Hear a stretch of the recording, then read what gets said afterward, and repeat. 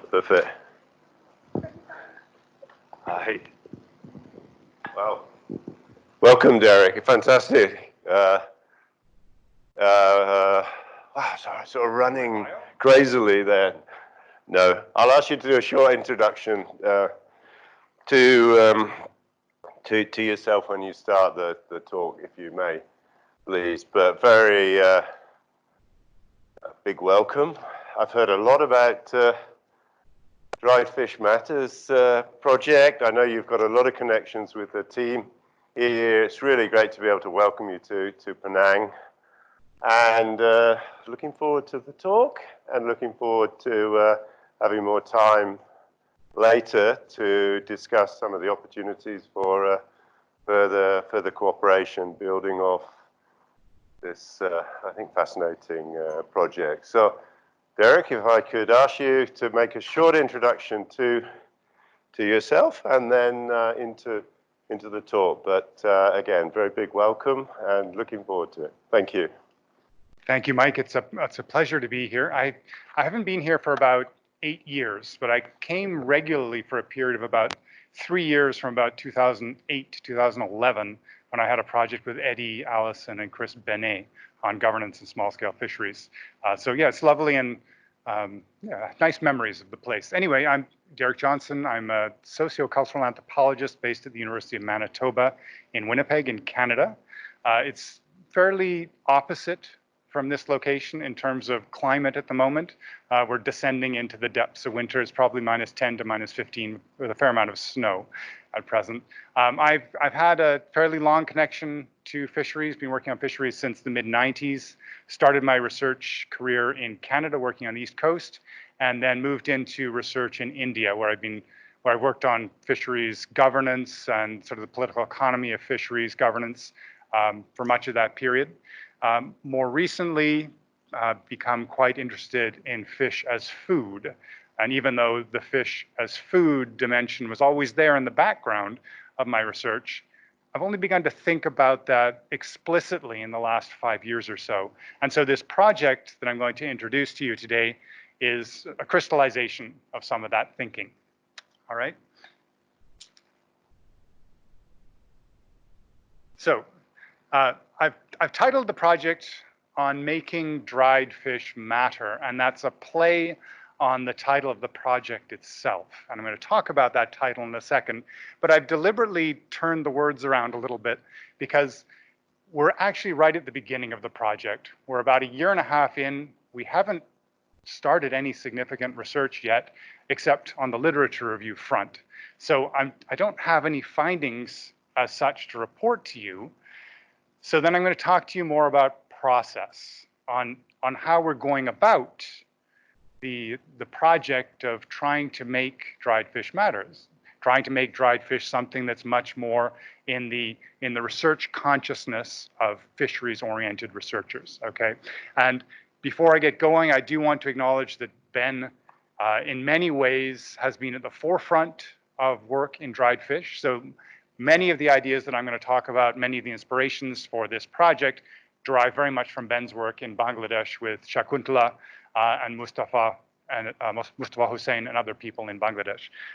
So Ben's on the co-author list for this presentation, along with a couple of other colleagues from the project. I've put Kyoko Kusakbe and Gayatri Lokuga there as well, because they're part of our Cambodia team. And I just spent 3 days in Cambodia. I'm going to talk a little bit about my experience having them show me some of the ropes in Cambodia. That's going to be a sort of prime empirical example for you. So I want to draw some of their recognition of their insights into this presentation. And then I also want to acknowledge the inputs of my colleague at the University of Manitoba, Fabiana Lee, who is a fellow socio-cultural anthropologist along with me, who has guided me to some really interesting work on collaboration. And so I want to talk about collaboration as well as part of the process of putting this project together. So even though so far in the project we don't have so much in the way of findings to report to you, we have a lot of process-oriented developments that have already taken place. And given that WorldFish is project-driven, I'm really curious to talk about some of the lessons that I've experienced already in terms of project management. Okay, so let me move on then. So why are we interested in dried fish? Why are we trying to make dried fish matter?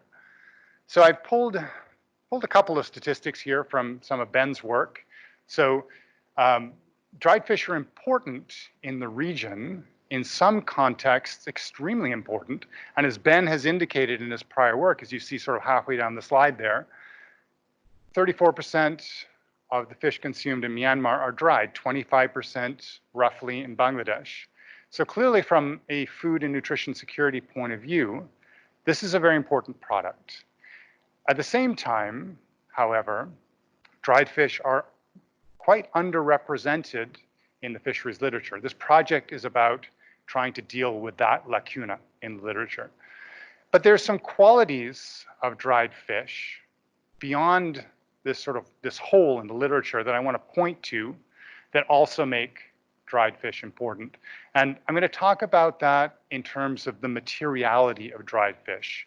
And so by materiality, I mean the particular material qualities of dried fish, but also the ways in which dried fish come to have meaning in different contexts. Okay, so that's a key thread in this project. The materiality of dried fish and dried fish matters is about those functional properties that dried fish deliver.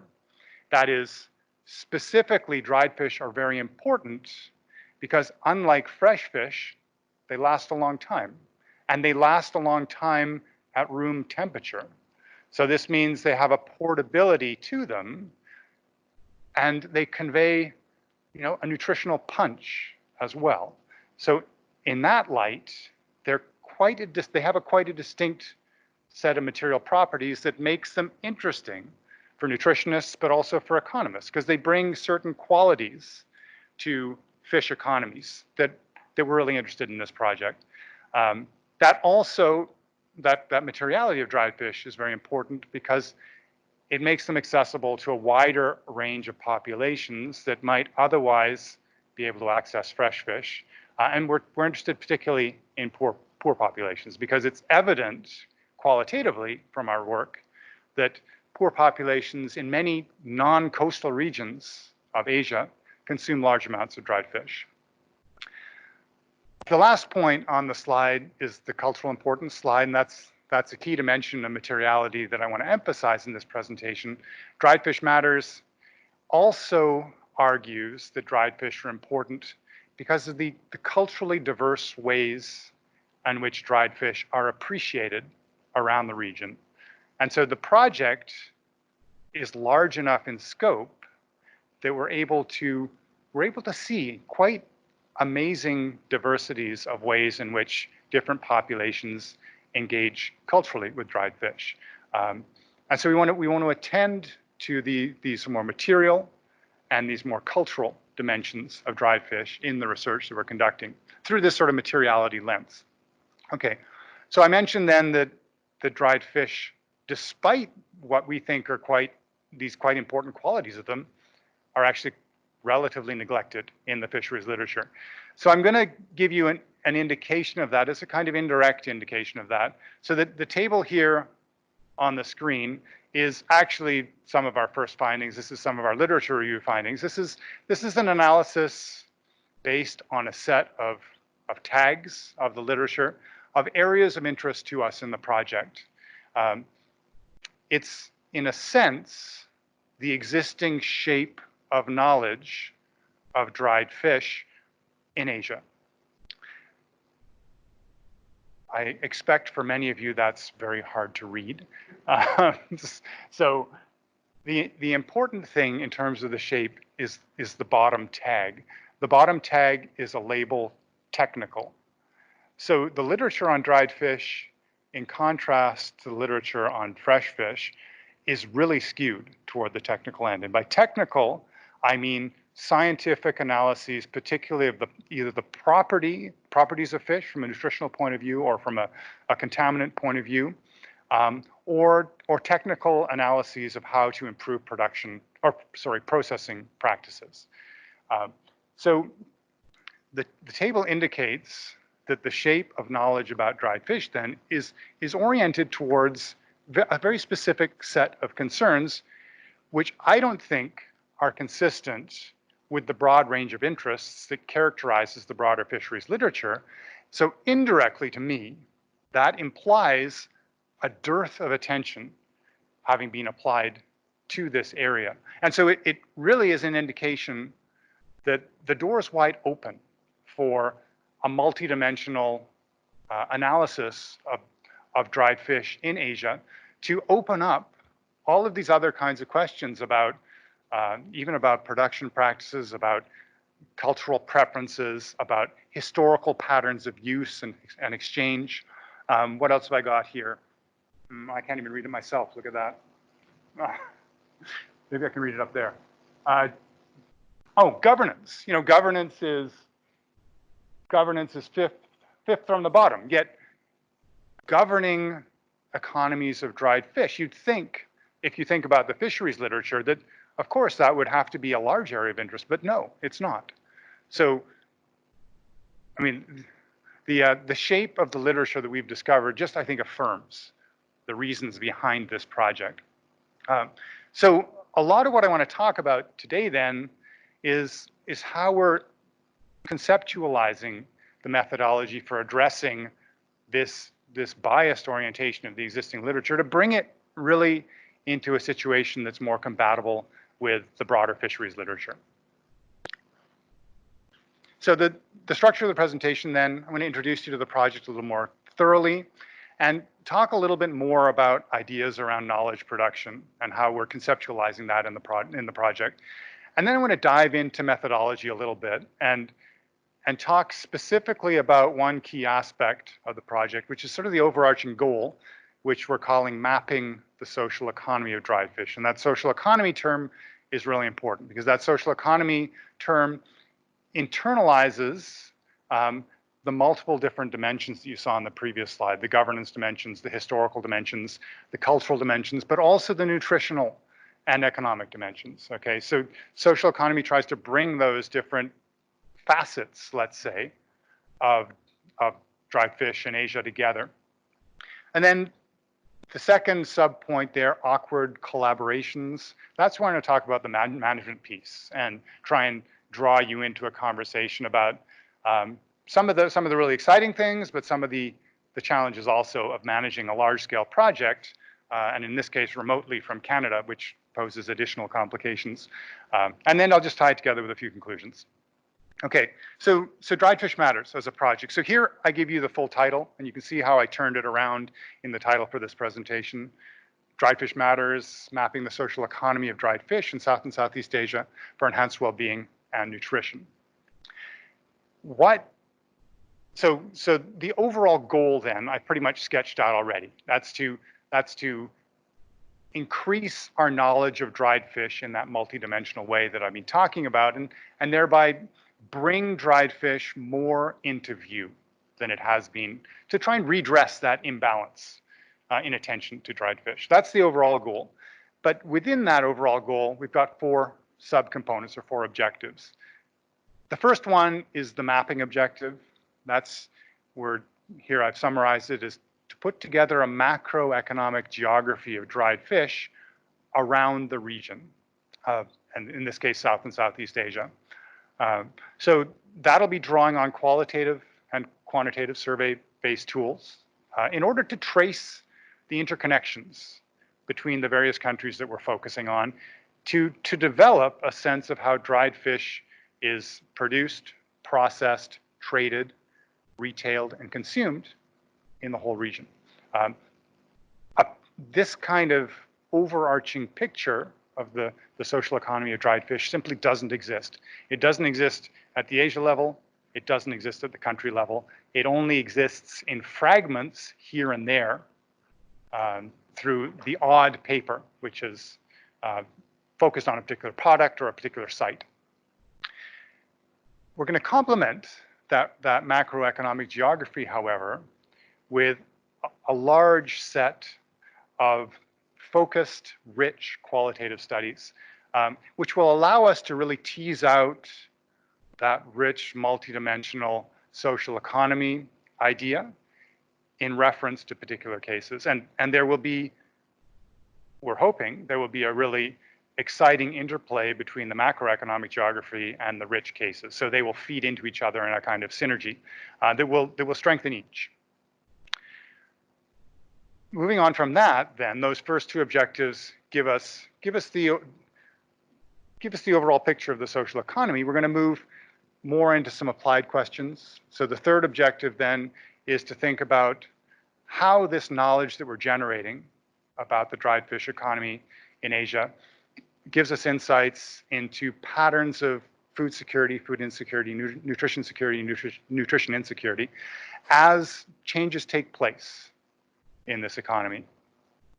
Fourthly, again, building on what we've learned so far, we're going to think about what sorts of interventions might be appropriate to addressing shortcomings, effects of changes in this larger social economy. And within this project, we don't have the resources to really roll out anything at a large scale, but we do have some resources to do some trial pilot projects, which we'll do with some of our CSO partners. Okay, so that's an overview of what we're trying to do in general in the project. Should say a little bit about, return to this idea of materiality of dried fish. What is the materiality of the dried fish that we're talking about? Well, we've got a simple working definition that the project is using, and that is dried fish is anything that doesn't require some sort of artificial support to maintain, in the sense of electricity, refrigeration, freezing. It's something you can just put on the shelf and it will keep. So that opens up the field to a fairly wide array of products. So I've got just a few examples of them on the screen. Got fermented fish, very common item. This is on the left at the bottom. You've got puti, which is a fermented fish product in Bangladesh, but just visiting Cambodia and Myanmar, I saw fermented fish everywhere as well. Above that, you've got anchovies drying in the sun in Thailand. The lady who we talked to, who owned this processing operation, was saying that many of our anchovies are actually exported to Russia to accompany vodka drinking, apparently. Below that, you've got Bombay duck, very common species in Myanmar and down in Thailand as well, but in this case, we're on the west coast of India. Then top right, you've got packaged, ready-to-eat anchovies again, and this is in a Sri Lankan supermarket. But I was in a supermarket in Yangon a couple days ago, and I saw very similar packaging. So, in addition to sort of portraying the diversity of different dried fish products that we're dealing with, this slide also gives an indication that these dried fish products are reaching a variety of different consumers. The puti at the bottom left is very much for a very ordinary kind of consumer. The Sri Lankan sprats at the top right for a well-heeled middle-class consumer. And then finally, fish sauce, bottom right. This is a photo from a couple days ago in Myanmar. It was interesting, the fellow who was holding the fish sauce processing company owner, showed me the production process and was quite unabashedly open about it. And they take bags of fermented fish, they put them in a go down, and they sit there and they leak. And they leak through the floor. And there are these wonderful sort of old, I don't know, tropical wood flooring beams that were just pungent and soaked with fish sauce. And it just sits there in the bottom of this go down. And then they ladle it out and they take it to another site where it just, again, sits in the sun. And the highest quality fish sauce actually sits in the sun for several weeks, if not, in fact, I think he said months, and then evaporates down and becomes quite wonderful elixir. And then the cheap stuff, they just boil in a day, and then the medium stuff, they mix the two. I should have put a picture of that. It was quite wonderful, and also a little bit off-putting. Okay, so that's sort of the materiality of products that we're focusing on. Where are we working? We're working in 6 countries. You can see them here on the screen: Sri Lanka, India, Bangladesh. Myanmar, Cambodia, Thailand. In each of those countries, except India, we have single research teams responsible for the country. In India, given its size, we have 3 research teams. So in India, we have a team on the west coast in Gujarat, we have a team on the east coast in West Bengal, and we have a team in South India. They've got Kerala, Andhra Pradesh, Telangana as currently part of their portfolio, but since the project started, we've added a few more partners. So it actually looks like we're going to have fairly comprehensive coverage in South India. So we've added expertise in Maharashtra and Karnataka as well, and we have a student working in Tamil Nadu. So almost all of South India is covered, which is quite exciting. We'll see how feasible it will be to keep that large-scale geographical coverage or not. Another exciting feature of the project is that it's long-term. It's a 7-year project with an automatic 1-year extension, so it's 8 years in length. So this is exciting because we have an opportunity to really build relationships over that time. And it's also exciting because we will see change happening. We're already seeing change happening, so we can map that change over the project. It's less exciting from a management point of view because I'm already noticing that there are varying levels of sustained interest in the project. So keeping that energy going throughout the project is going to be a challenge. And surely some of the partners, some of the collaborators are going to change priorities and drop off the map during that period. Temporally, the project is primarily interested in what I would call the ethnographic present. That is the current time, but also oral history time. So that means time going back a couple of generations.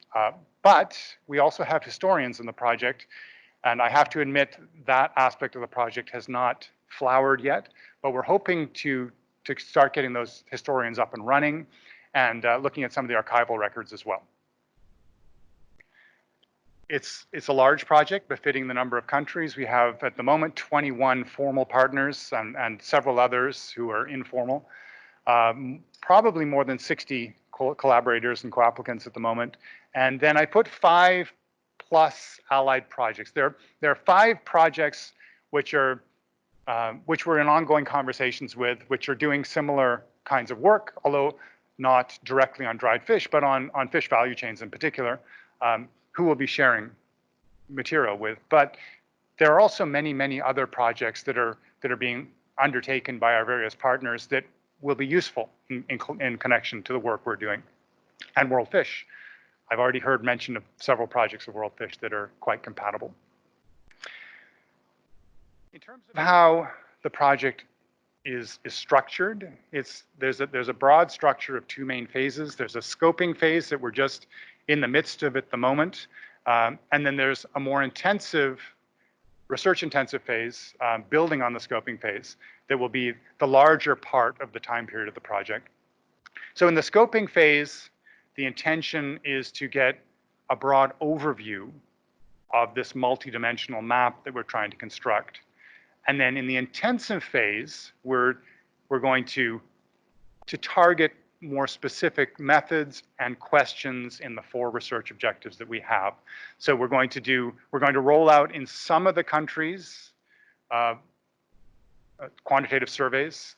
We can't afford to do that in all of the countries, unfortunately, which will enrich our map to a depth that we won't have achieved in the scoping phase. But we're also going to, through the scoping phase, identify what we see as the most pressing questions emerging as a whole that we will use as the basis for student projects or for specific qualitative rich projects for the second objective. And we'll also identify nutrition, food security questions and governance questions that will also get the same kind of intensive attention in that second phase.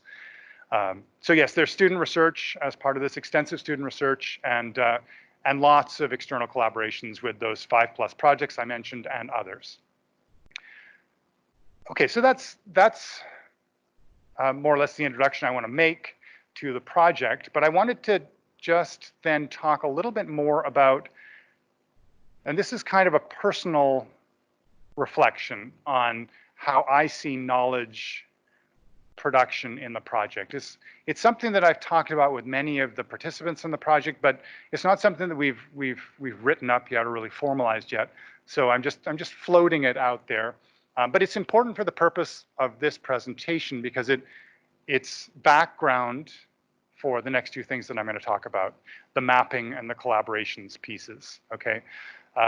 So embedded in the title up front are a number of terms which to my mind embody a kind of relational philosophy of knowledge. So I've highlighted them, the matters, the mapping, the social economy. I think about all three of those as again embodying a particular approach to knowledge. And so I talked about materiality briefly earlier. So materiality, in the way I was talking about it, embodies that particular relational philosophy. It's knowledge as a broadly emergent phenomenon. It's not knowledge as something fixed and out there and ready to be harvested. I don't think that more positivist conceptualization of knowledge, philosophy of knowledge, is as appropriate for the kind of work that we're doing in this project. Because there is so much that we do not know.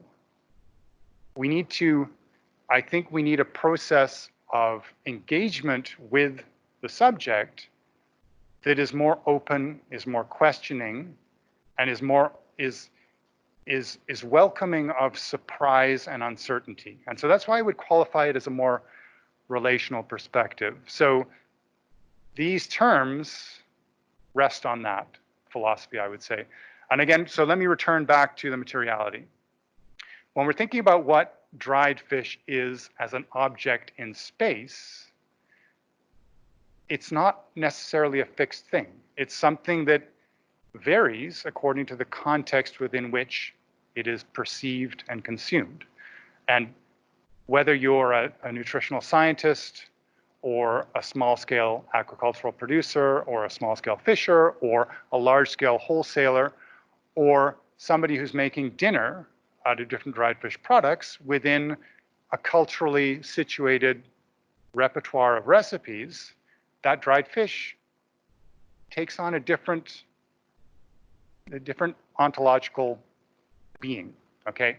And so that's perhaps getting too deep, but I just want to say then that in order to do justice to that variability and that variability of perception of the matter of dried fish, a straight up positivist perspective, I don't think is quite sufficient, even though the project includes positivist methods as well. I'm going to talk about mapping now. I'm going to talk about social economy now. I'm going to talk about the social relationships within the project now, which have a connection to this particular relational perspective to knowledge that I just tried to convey to you briefly. Okay. So starting with social economy and mapping, what we're trying to do in this project, I'm beginning to realize, is a fairly unusual kind of mapping. This is not a flat geographical map. We're not aiming to have a map with a set of arrows that shows flows of dried fish, although that is probably going to be one of our outputs, certainly. We're aiming to generate something that is more three-dimensional, I would say. And I don't really quite know what that's going to look like yet, but it's going to be a kind of assemblage that I'm hoping people will be able to engage with at different levels. So people will be able to ask questions from this assemblage about the macro scale, but then they might start with the macro scale and then burrow down and think about specific labor issues related to the production of prahok and tonle sap. Okay, I want us to be able to generate a map by the end of this project that will permit that depth of engagement, and it will also open up possibilities for entry points for a whole array of different actors. And again, I'm not quite sure how that's going to happen, but it's going to rest a great deal upon the success of our collaborations with our different partners and our participants. Okay, and I put up here mapping as wayfaring. This is just a nod to my anthropological self, but Tim Ingold, a well-known environmental anthropologist, talks about wayfaring as a way of being in the world. And this is a very relational way of approaching knowledge. But in this project, I'd like to think of us as collaborators as wayfaring through this fairly uncharted landscape of dried fish. And as we wayfare through that, cobbling together relationships and bodies of knowledge in exciting and growing ways, but in ways that are recognizably not ever completely fixed. And that not ever completely fixedness is, again, I think very important in terms of constructing this map that will allow for engagement of multiple different actors and multiple different kinds of knowledge. Okay, so that's the mapping piece.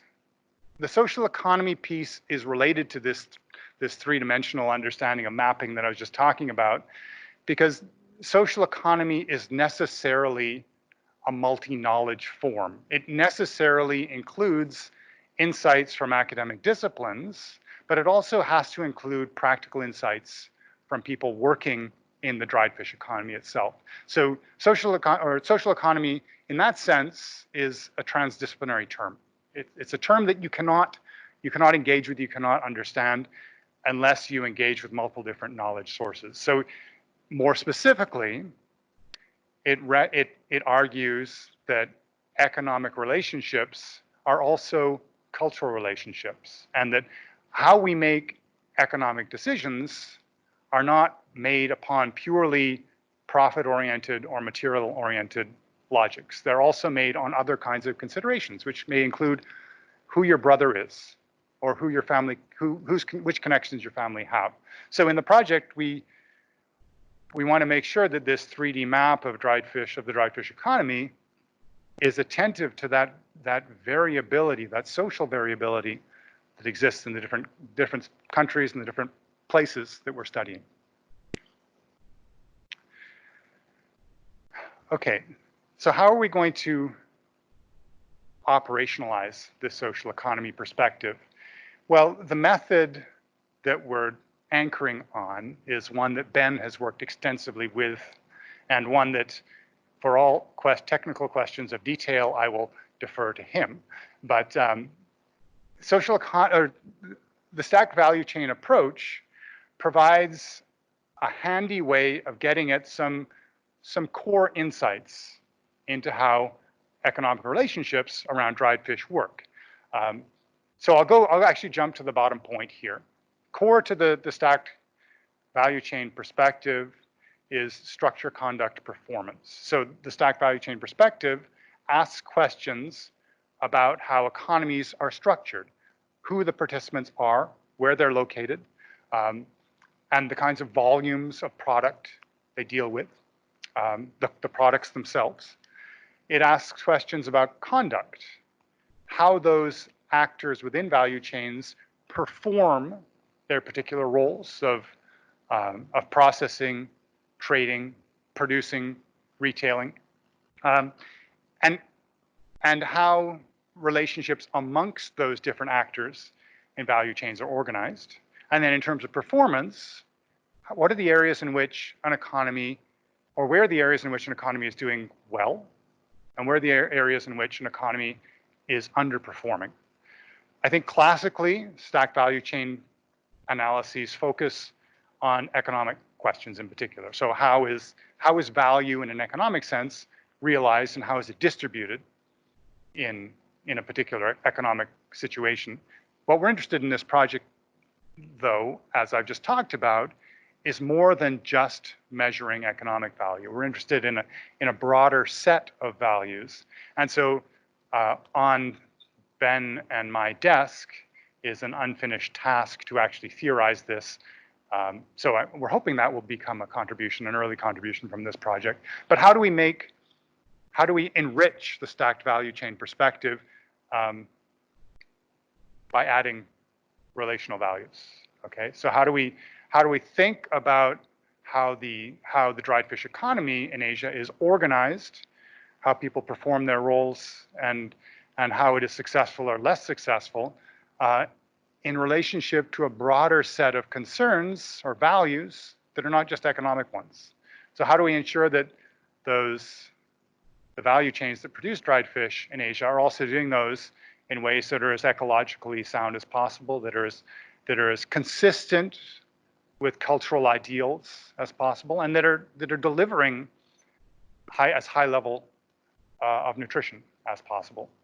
Okay, and then so that's sort of an overview of the particular method we're hoping to that we are adopting, and the way we're conceptualizing the implementation of this method is consistent with the two-stage approach that I talked about earlier. So we're currently in the scoping phase of getting a broad sense of how dried fish value chains are structured, how the conduct takes place within them, and how they perform in our countries of focus. But at the same time, we're also asking a whole bunch of questions, additional questions around the contextual features of those particular value chains.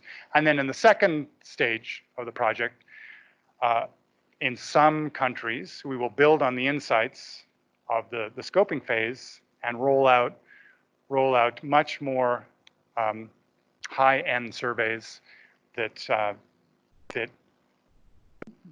take on board the lessons from the scoping phase and then do a statistically representative sample across some of the countries. Okay, so wanted to how am I doing for time? Okay, so I thought I had a 20-minute presentation, but as usual, I don't. So I'll move a little bit more quickly through the last couple of points. And the last couple of points, well, this point in particular is kind of an illustration of what I just talked about. I, to be quite honest, know almost nothing about Cambodia. As I said, my area of focus has been India and Canada. I just spent 4 days in Cambodia. It's my first visit ever to Cambodia, and had a fascinating time.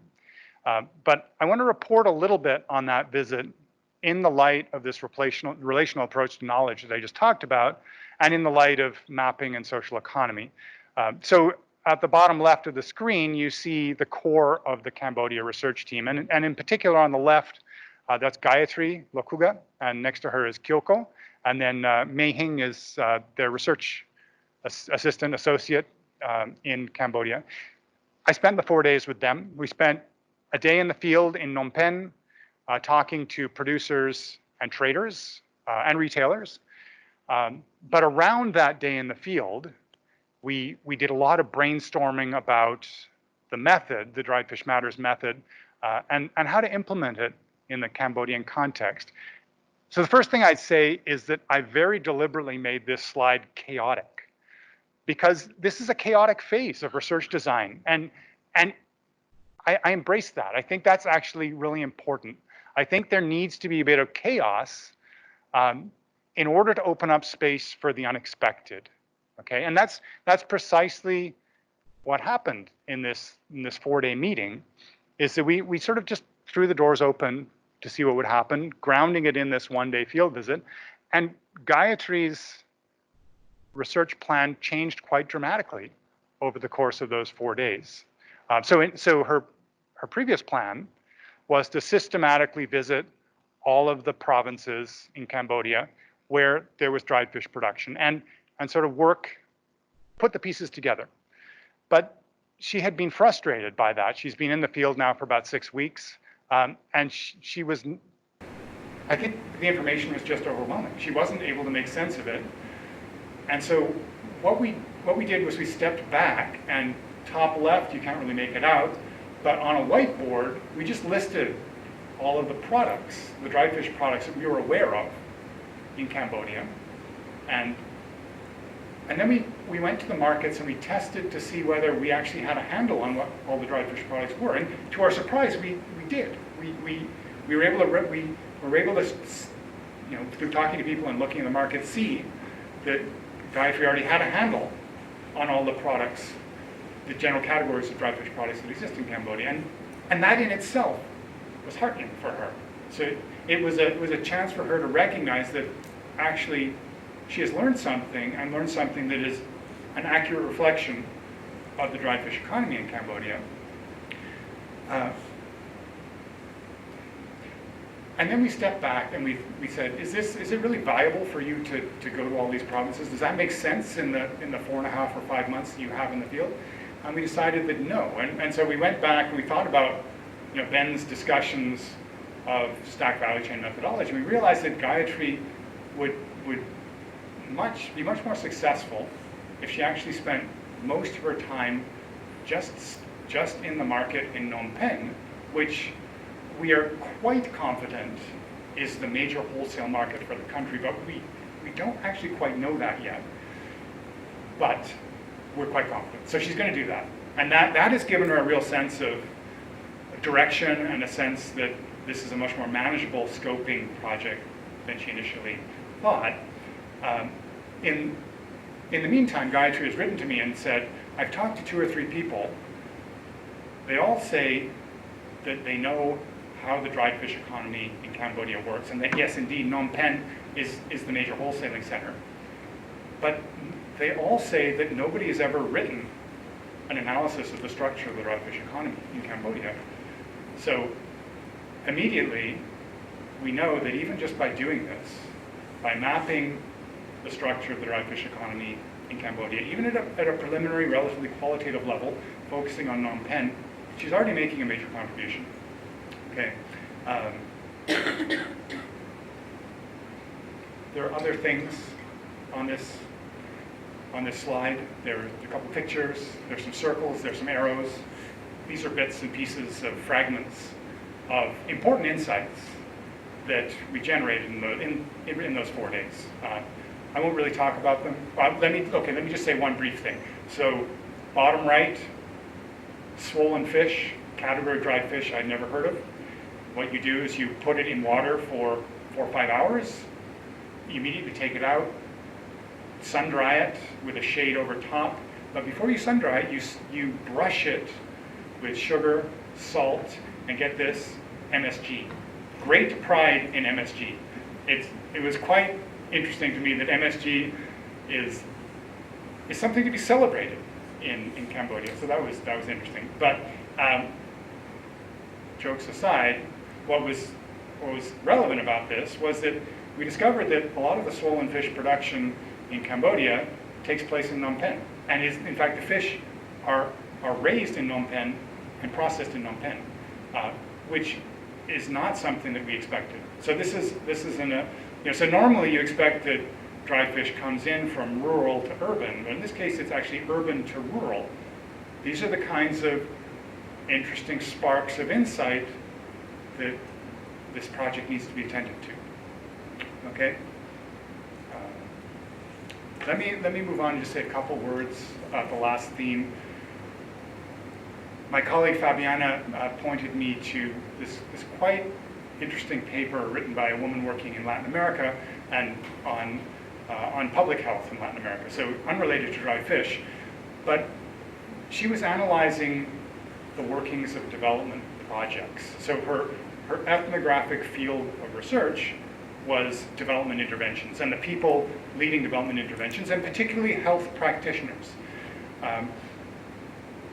And she was talking about the awkward relationships that exist between people motivated by very powerful ideals of social justice and population health, and how that coexisted with the interests of local populations and local partner organizations, some of which have quite different motivations.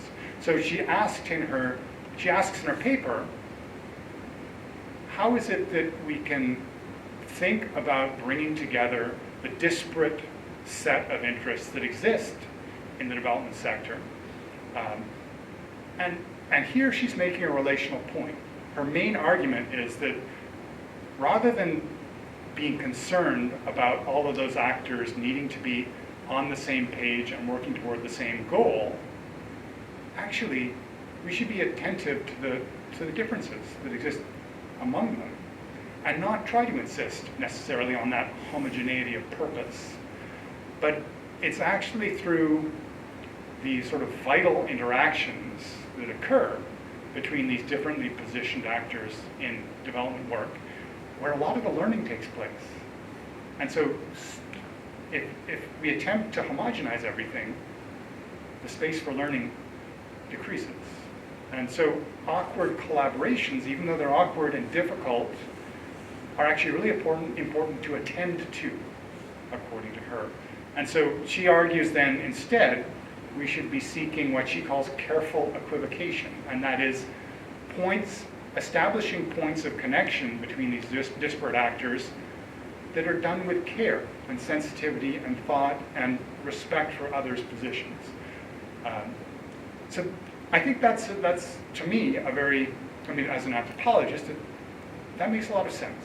Okay, I think, and I would like to see that as a kind of framing for this project, as a way of encouraging that diversity, but also struggling with the differences that do exist. And I can tell you, managing this project has involved a lot of struggle with differences.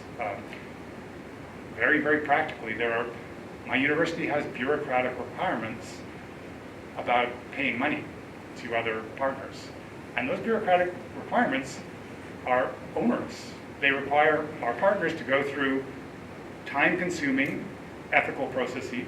They require our partners to sign off on complex legal forms. And I've had quite a lot of pushback on that process, but my hands are kind of tied. I can't get around it if I want to release funds for the partners. So that is enhanced, that has heightened, logistically heightened the awkwardness of this project. And there, I think again Yates-Dewar has something to offer us. I think if we accept that these kinds of differences and maybe conflicts even are a normal part of project management, and then develop processes for respectfully engaging in them, maybe they will not torpedo the project, but it will actually somehow, hopefully, strengthen it.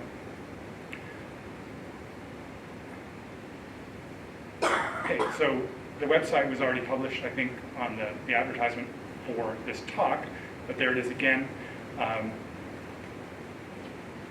are more references down there, but they're cut off. So if you want the Yates-Dewar reference or Ben's other reference, you'll have to talk to me. I've tried to convey to you then a sort of philosophically grounded approach to doing research that includes attention to the challenges of data collection, but also includes attention to the joys and the challenges of working with others in a collaborative relationship of this sort. And yeah, we have a few minutes for questions, so go ahead.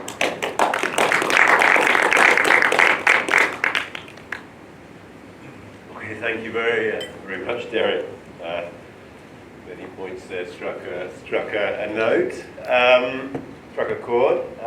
Open the floor then for questions, and I think we're also open for any online questions as well. Kendra. Thank you for that. I'll just yell. Thank you for the presentation. That was really great. I have sort of an easy logistical question. Is smoked fish included in dried fish? And then my second question is, do you get a sense in your lit review of is dried fish consumption decreasing in certain populations? Because the data that I've seen show that as wealth increases, people demand more fresh fish as opposed to dry fish, and a lot of communities consider dried fish as sort of a like a commodity good that's inelastic, that's just kind of there. So I'm sure there's a lot of heterogeneity, but I'm wondering if you saw any trends for like maybe 10 years in the future, what's the sort of dry fish mapping going to look like, and how does like a changing economy and development sort of play into that? So smoked fish, yes, is part, and I thought I had a picture of smoked fish, but I don't. There were these really aesthetically pleasing presentations of smoked fish in Cambodia, in Phnom Penh. The snakehead, they put them on 2 sticks. So they get about 8 or 10. They weave them onto these 2 sticks, and then they're this lovely sort of crescent shape. And so they're the highest end product. They're the ones that you give apparently as gifts. Anyway, as on the second question, trends, I would want to have Ben's input on this as well. He's more attuned to these trends. Qualitatively, yes, it's a bit hard to sort it out because the trend of declining consumption may also have quite a lot to do with availability. So as capture fisheries decline, like in Bangladesh, for example, inland wild capture fisheries, which historically produced a lot of dried fish, those fish are now, they're priced out of the market, and they're very rare. So in some contexts, you might have a fair degree of elasticity of preference, but in Bangladesh, I would argue, but in fact, the poor populations can't afford to purchase them anymore. In other contexts, I expect, yes, people are switching to fresh fish, but again, of course, there's a supply problem with fresh fish. So on balance, it still may be more affordable to purchase the dried as opposed to the fresh. But Ben, yeah? Yeah, I think it varies a lot with context. And I think also fresh fish is an extremely diverse category, right? So you have like everything from very, very cheap kind of fermented fish sauce, up to very expensive, really like high-end products. But certainly looking at data from Myanmar, from quite recently, sort of nationally representative consumption data, poorer households are actually consuming quite a lot less than wealthier households still.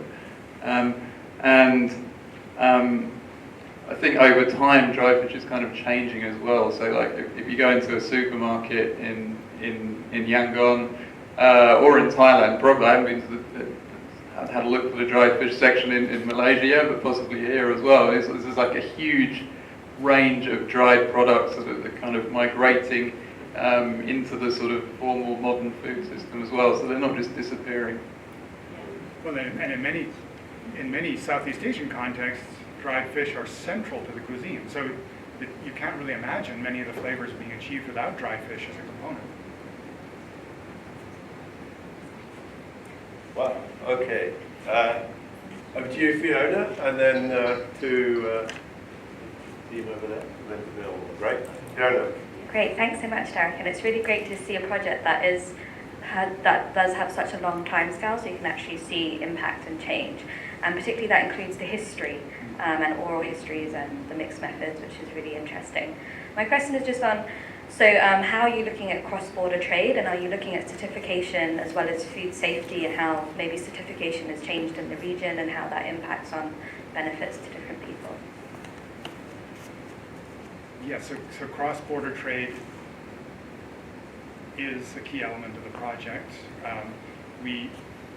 We're not there yet. We're already getting many hints about where fish flows, and including historical changes in historical flows of fish.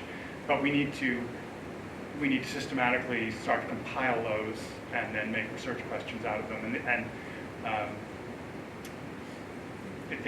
There will be much more data on that that emerges from the scoping, because the scoping does, when we talk to wholesalers, we will be learning about where that dry fish flows to. Yes. Okay, sorry, second part? Certification, yes. That'll be under our fourth objective. And to be honest, haven't thought a whole lot about that yet. The only example I can give you is when we were in Thailand a couple of years ago, there was a EU certification was having an impact on local production systems. Now the precise mechanics of that I cannot recall anymore, but it was EU ecological sourcing codes or something was basically making conditions of production for the small-scale producers much more difficult, because they were unable to afford to comply with the standards, and therefore there appeared to be a concentration of the industry as a result of that particular EU certification. So clearly when we're thinking about governance interventions like that, we have to be attentive to the fact that they cut both ways. Yeah, so I'd love to talk with you more about your ideas on that. Probably food safety certification is another hot one there. Why don't you let Ben just chime in on that? Ben, why don't you come up? All right. You want to first, and then over to Cynthia, and then we need to close it in about 3 minutes. That's the 11. I'll be around for lunch, so we can chat more then. Fantastic. Yeah, I would say just on the food safety point, that's I think a really important issue. We know certainly from work in Bangladesh, but we suspect probably in other countries too that there's an awful lot of use of pesticides, both during the processing and also in storage. So to prevent insect infestation. So we really want to understand that better. So it's this double-edged sword between this being this nutrient-rich product that is accessible to many people, but also potentially a dangerous product, right? So that's kind of a really key thing that we're interested in. And then we saw also in the visit that we had in Bangladesh earlier this year that there's actually several companies coming up now that are selling dried fish that's supposed to be pesticide-free. So, you know, consumers are becoming aware of this, and there's sort of a market emerging, certainly for amongst sort of middle-class consumers. But this is not certified, but it's, you know, branding itself as being safe. Thank you. With these schemes, there's always the risk of elite capture. So, you know, who has the resources to actually properly engage in certification? So, what are the social economic consequences of implementing certification? Thank you. Great, thank you so much. I'm really excited that you had the chance to share this live today, and in particular that you took the time to dive into sort of the epistemological place that you were coming from, because I think that helps explain the story of where you're going as well in such a beautiful way. I wanted to ask 2 questions, and they anchor a little bit around the way I interpret what you've described, where the project's coming from, and the pulling up of the cultural values and the non-economic values is in a sense, it could be interpreted maybe as a little pushback against a neoliberal framing of all of these economies are only about the things we can measure in terms of profit and so forth. And so the first part of my question is, it's a doozy, what reflections you would have. I'm sure you're aware a little bit of the work that the WorldFish does now and that the CG does now in this area and what space, and so what kind of lessons can we take them from a project like this that maybe has a little more freedom than we typically do? What lessons can we take and apply to enhance CG and WorldFish research in this space? And then the second part of the question, it's connected to that, but it's that I noted the title of the project links up to well-being and nutrition, right? It's not poverty, environment, nutrition, it's not compartmentalized. Well-being is an integrated concept, and I suspect that was chosen for specific reasons.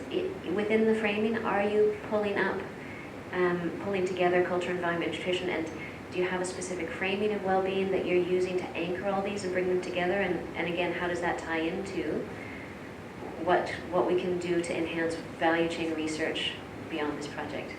Well, the second one is easier for me because I've written a bit on well-being, social well-being. So my perspective is grounded in the social well-being perspective, coming out of University of Bath, Alistair McGregor, and so on. So social well-being is very much, in my view, a relationally grounded way of engaging with how people make meaning in their lives. And so the classic way of thinking about it is the material, subjective, relational aspects of what constitutes well-being.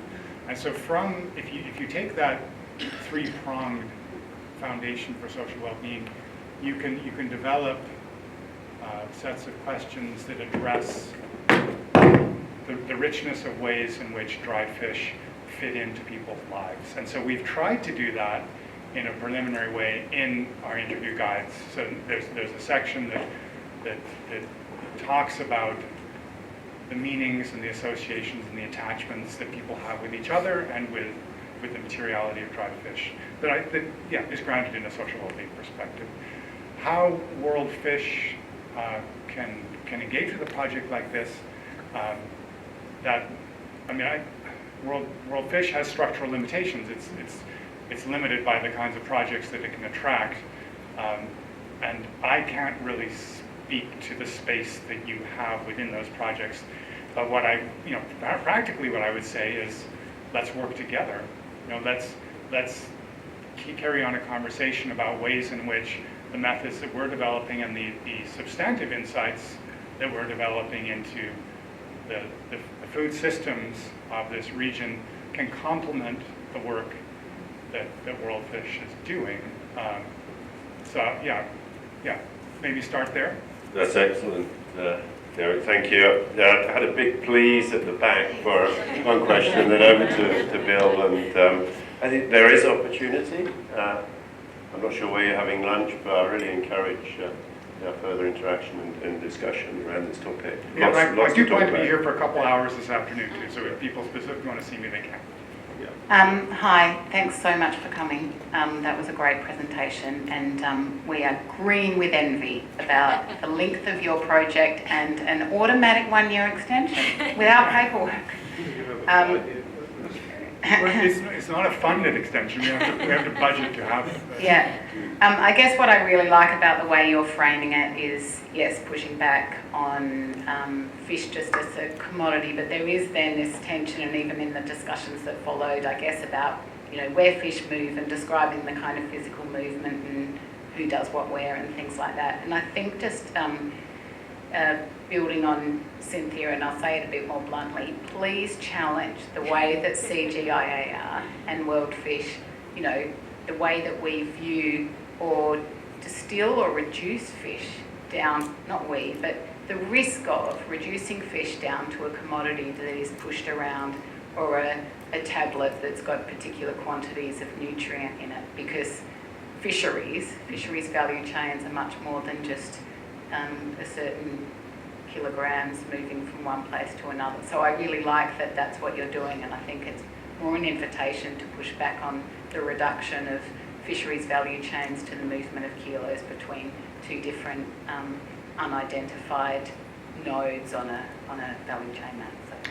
Well, and I think unfortunately it's not just WorldFish that is beholden to that approach, but certainly talking to the different government agencies in the countries where we work, that this is the standard approach. I hate to say it, but it facilitates accumulation by dispossession very much. Yeah. And so yes, thank you, point taken. We'll do what we can. And we have a final thank you for that. Bill? Thanks, Mike. Again, thank you for coming. Great presentation. You alluded to the research complexity inherent in the project, and towards the end there you also alluded to the project management complexity. And while we celebrate and aspire to collaboration and partnerships, there does come additional compliance. People seem to be becoming a bit more risk averse. Funding institutions are requiring more information. Sort of my kind of experience in that is that while that is the case, the prevailing worldview is that the project management element of it is sometimes viewed as a cost and not an investment, and that while people recognise the complexity of project management, not many people want to fund it. So that is going to lead to either poorer quality project management or debates and negotiations around how that investment in the project is funded. I'm just curious if you had any insights into that grapple. Your last point just strikes an immediate chord, because I'm cutting budget in terms of project management, not to hire a full-time project manager to support me in order to have more money for the research. And the side effect of doing that has been delays at my end, basically, which have pissed off some of our partners. So it's a bit of a vicious circle. Yes, so I totally hear you on that. Yeah. Thanks, Eric. You won't solve that one. I encourage you to continue the dialogue. Just a quick one. Can I just make a connection between the two, though? Yeah. I do have a privileged position in this. I'm an academic. So I don't have to find my own funding. I can make my own choices about what I do. And it does give me a degree of ideological space that WorldFish may not have. Interesting comment. Just before we close, are there any online questions? Yes.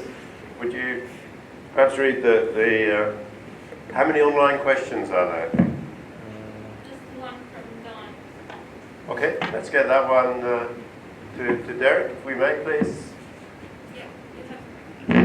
Yeah, question from Don. Don Griffiths. So Yeah. Don Griffiths in Myanmar. Yeah. So just the additional information there that may help.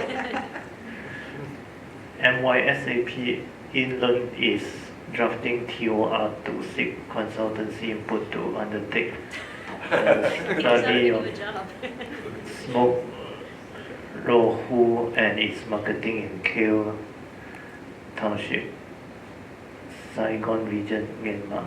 This might be an opportunity to collaborate.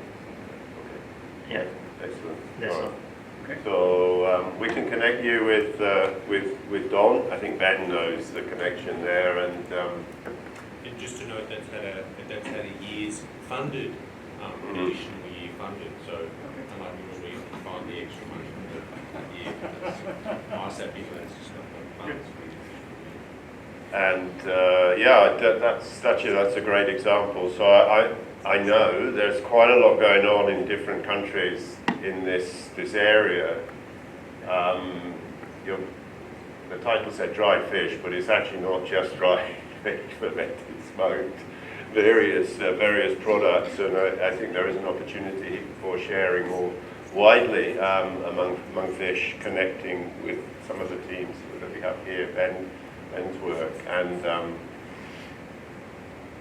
just sharing experience, both in this subject area, but there's something to learn about the overall approach, as Cynthia and Pippa are alluding to. So let's collaborate. Let's spend a couple of hours. I think you're here for lunch. I think Kendra, Fiona, and Ben are sort of looking after you. So I really encourage you, please tell everyone where you'll be. And then network, and let's look forward to the opportunity to continue to move forward with this cooperation in this really quite fascinating area. So welcome again. Derek, thank you very much for the presentation. Thank you everyone for participating.